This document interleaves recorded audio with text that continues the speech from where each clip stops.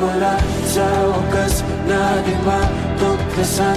Pabalik kung saan di na natagpuan ang mga matang nakatanaw sa umpisa na yutang pinasa na naisulat pa.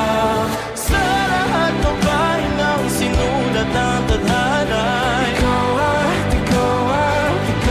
rin.